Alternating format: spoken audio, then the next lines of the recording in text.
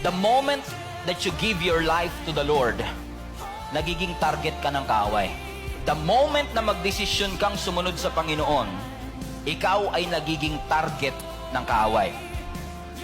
Pero hindi mo ba kayo nagtataka kung bakit parang desperado si Satan na pabagsakin ka at i-discourage ka?